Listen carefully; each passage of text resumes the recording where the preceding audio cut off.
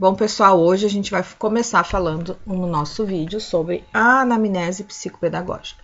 Nos vídeos anteriores lá no canal, vocês já viram toda a explicação da anamnese com base no livro da Simaia Sampaio, certo? Só que agora a gente vai falar da anamnese preenchendo e visualizando o próprio formulário, né? A folhinha que a gente normalmente usa lá no consultório para preencher os dados na hora da entrevista. Então, vamos lá, pessoal. Bom, começando então aqui, ó, o início do formulário, ele tem o que nele? Ele tem... Vocês podem personalizar esse formulário, podem criar, né, essa entrevista como vocês acharem melhor, tá? Eu já personalizei, porque com a prática do dia a dia, existem coisas específicas que são importantes de perguntar que a gente não pode esquecer, tá? Então, e tem coisas de que eu deixei ali que normalmente, dependendo do caso, a gente acaba não perguntando, né? Não questionando, porque não há necessidade. Mas, o que acontece? Eu já fiz esse formulário próprio, meu, né? E aí, acaba que eu respondo e faço ali os questionamentos, já o preenchimento dele, já com tudo aquilo que eu preciso e que eu não posso, na verdade, esquecer de perguntar. Então, aqui, ó, inicialmente, nessa parte que eu vou selecionar aqui para vocês, a gente vai falar sobre a parte aí dos dados pessoais, que são ali nome, idade, se ele tem apelido, se gosta, aí a gente já começa a questionar algumas coisas mais comportamentais, né, dele e pessoais. Data de nascimento, que é bem importante na hora depois de fazer o relatório. E naturalidade. Dados básicos, ok? Depois a gente tem ali dados escolares, tá? Uma coisa que a gente pode colocar, eu sempre acrescento, até não escrevi aqui, mas a gente pode acrescentar, até vou escrever agora, é o endereço, o endereço da família, tá? Endereço e bairro da família. Então, é importante a gente já também perguntar essa informação. Eu vou colocar já agora aqui para deixar salvo nele futuramente. Depois a gente tem os dados escolares, tá? No item número 2. A principal informação, qual é a série que ele está, qual é a idade que ele tem, que já está lá em cima, né? Então, série, idade e as informações da escola, ok? Turno, bairro da escola, cidade, telefones e e-mail para contato, porque a gente futuramente vai precisar fazer um contato com essa escola, com o professor, com o orientador, né? Então, é bom a gente já ter. Se a pessoa não tem esses dados agora, o que eu faço normalmente, agora nos tempos que a gente... Quando a pessoa não tem os dados agora, o que normalmente eu faço? Peço para que me passe futuramente, mas essa informação ela é super importante que a gente pegue com a família para que a gente possa fazer um contato com a escola no futuro. Depois dos dados número 3, são as informações que são importantes também, para a gente saber um pouco mais dessa estrutura familiar, né? Então, ali eu tenho os dados da mãe, a idade, a escolaridade, depois do pai, né? Profissão, se ambos tiveram ou apresentaram dificuldade de aprendizagem na sua infância, na sua escolarização, né? Eu tive casos, por exemplo, em que a mãe era analfabeta, né? Os pais eram analfabetos. Ou a mãe, o pai tinha dislexia, tem dislexia. Casos em que a mãe, por exemplo, estudou até o 3º ano, né? Então, tem umas informações que são importantes, porque em alguns casos específicos, também isso pode interferir na aprendizagem da criança, tá? E depois a gente vai falar do esquema familiar, como é que essa estrutura da família, quem mora na casa, quantas pessoas moram. Normalmente a família ali mora com avô, com vó, enfim, tem. Então é bom a gente saber dessa estrutura. Irmãos, né, também que é importante. Depois a gente tem o número 4, para que a gente possa colocar um pouco da história da família. Então, são todos os fatos marcantes envolvendo esta família, né? Antes, durante e depois da entrada deste aluno na família, ou seja, depois do nascimento, né? Antes do nascimento e depois do nascimento. Então, como é que é essa estrutura, esse esquema familiar, tá? E essa história da família. Gente, não é um livro. A gente não precisa escrever um livro. A gente precisa colocar as coisas importantes, tá? Então, a gente precisa colocar, por exemplo, a mãe perdeu o emprego há 5 anos atrás, a criança há 8 anos atrás, a criança não era nascida ainda. Então, assim, como é que foi esse período? Porque provavelmente, quando ela engravidou dessa criança, ela estava num período turbulento da sua vida. Então, existem casos que a pessoa, nesse período, por exemplo, da turbulência, usou droga, fumava, né? Ou aí não se preparou para uma gravidez. Então, tem algumas coisas que são importantes, mas não precisa você escrever um livro, tá? Porque não é esse o objetivo, tá? Depois nós temos o item 5, a rotina diária ou semanal desta criança.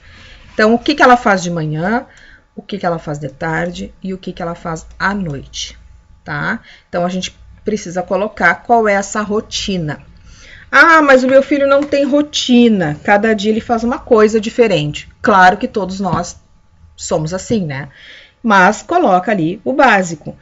Ele faz as aulas, por exemplo, as aulas de manhã, de tarde ele estuda, brinca, joga, faz isso, faz aquilo, faz aquele outro, e à noite ele, sei lá, toma banho, se prepara para dormir, descansa, ou ele estuda de noite com a família. Então é legal que vocês coloquem essas informações.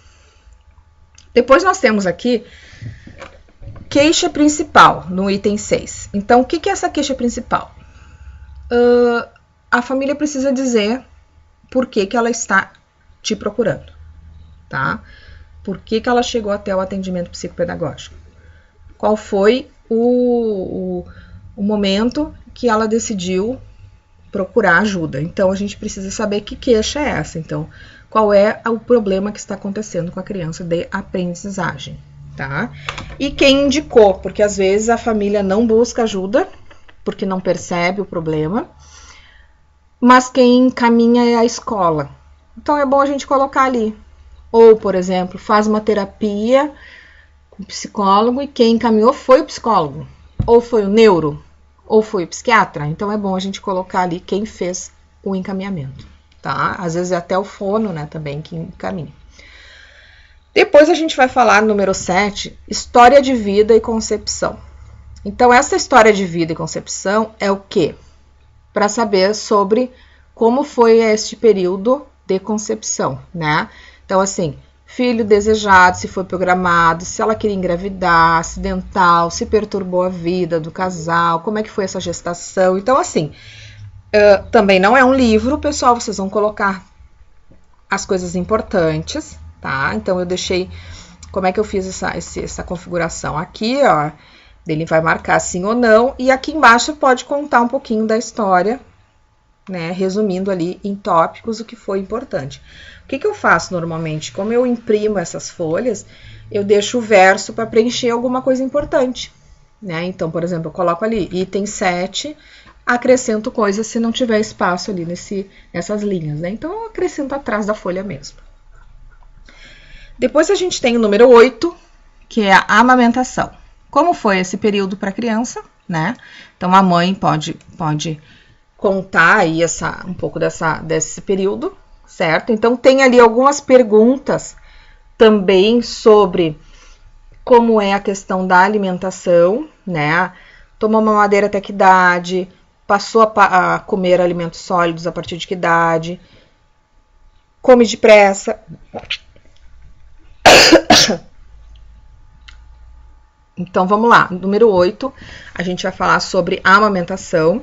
Então, é para falar sobre as defasagens, acidentes de percurso durante a amamentação, assimilação, carga afetiva. Então, tem alguns itens ali que foram especificados, tá? Vou dizer para vocês que tem coisas que eu não...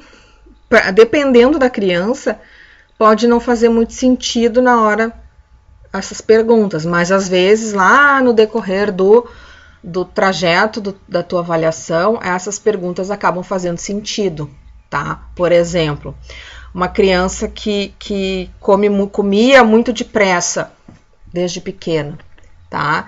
E agora ela desenvolveu, por exemplo, uma hiperatividade na escola.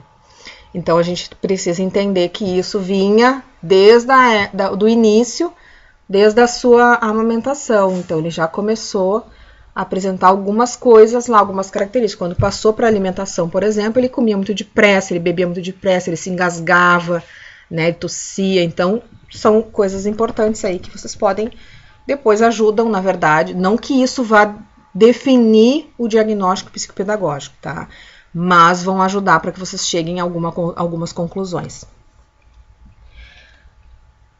Aqui importante, ó, o chupou o bico até que idade, é importante por causa da fala, porque a fala ela está diretamente ligada à aprendizagem. Então, a criança que chupava bico muito tempo, consequentemente falava muito pouco, né? E a aquisição do aprendizado vem também através da linguagem, né? Então, a gente precisa cuidar essas informações.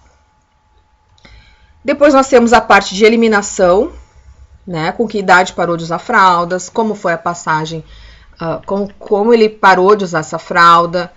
Depois, como é que era a questão das fezes, né? Eu tive crianças, por exemplo, que teve problemas na evacuação, tiveram que fazer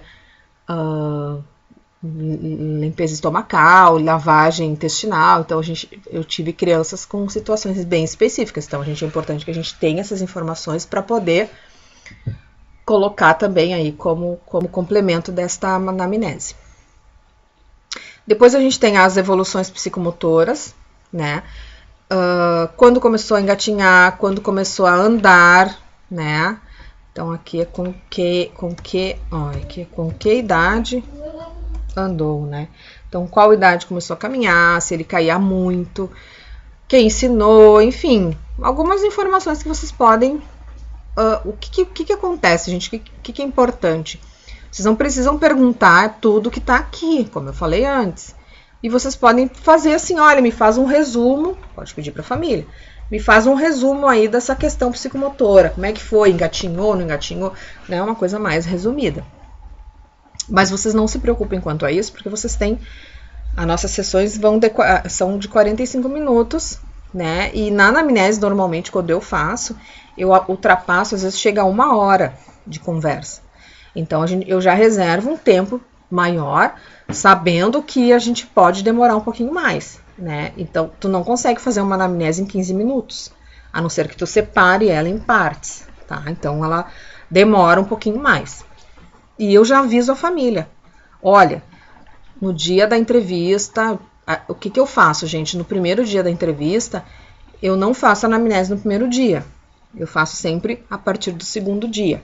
Até pra gente não se contaminar com algumas informações, tá? Então, isso é uma prática minha, certo?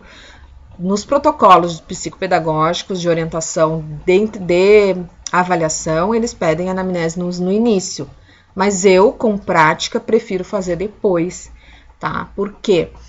Porque eu não me contamino com algumas informações que vêm já desde o início. Então, a gente já começa com um olhar um pouco diferente, e quando tu faz anamnese, é muito legal, porque aí dá esse insight, porque daí tu diz, opa, eu não tô louca, né?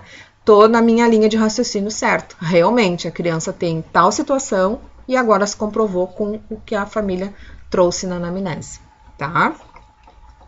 Depois a gente vai para o item 11, que é como é que ele é hoje, como é que é essa questão motora dele. Então, a gente fala aqui, ó, no anterior, na evolução psicomotora, e como é que é essa evolução psicomotora hoje, tá? Então, se é agitado, se estabanado, se anda de bicicleta, enfim. Depois, no 12, nós temos a fala, certo?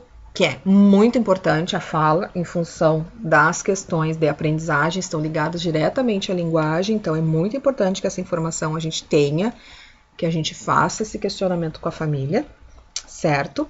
Depois a gente tem descreva sua fala hoje. Então, a fala da criança começou lá, sei lá, 2 anos, 1 ano, enfim. Mas hoje ele ainda troca letras, fala pouco, é ansioso, fala errado, fala com fala infantil. Então, tem algumas coisas que são importantes que a gente perceba, e vocês vão perceber também na própria avaliação da criança que se ele troca letras, se ele faz algumas coisas relacionadas à fala, a gente já também consegue perceber. Depois a questão do sono, como é que é esse sono dele, certo? Depois um pouco da história clínica.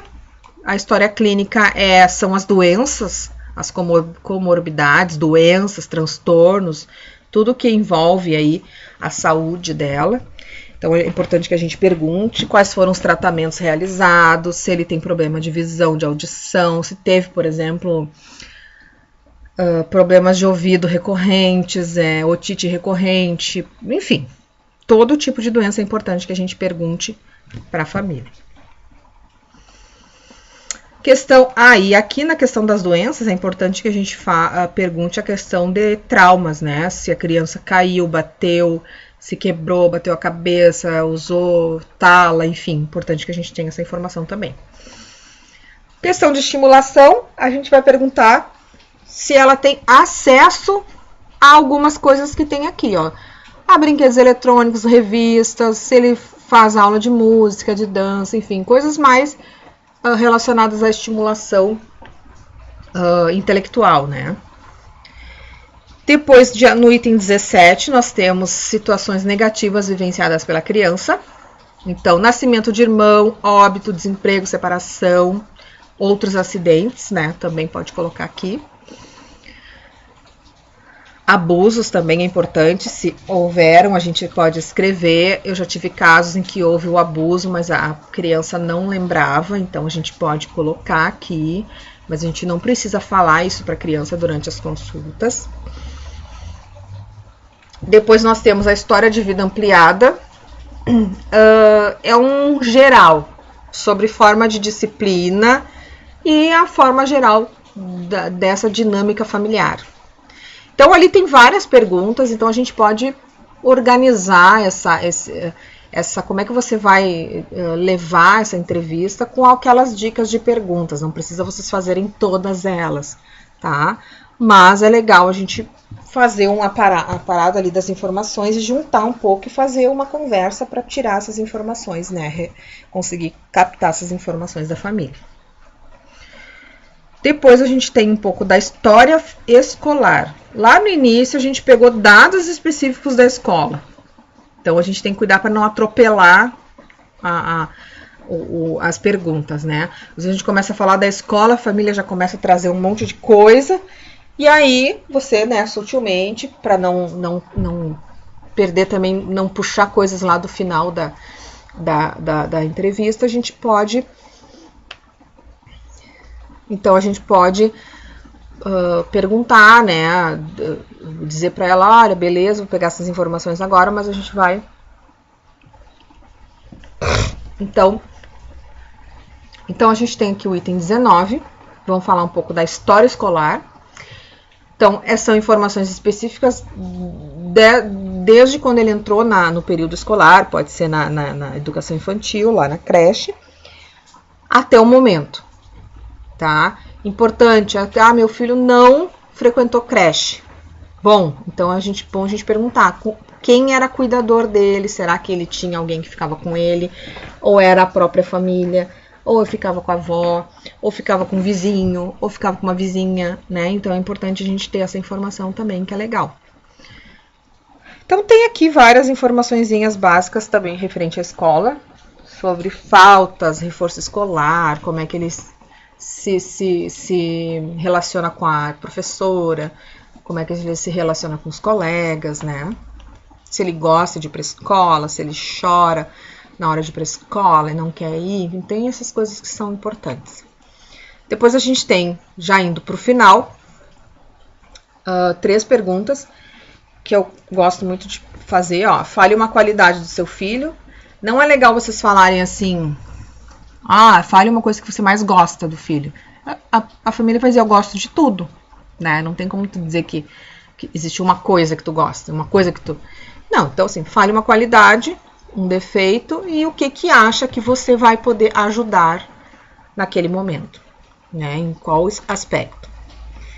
E o último item, outras observações. Tudo que vocês não falaram lá durante toda essa entrevista, o que vocês podem acrescentar ainda aqui que é importante.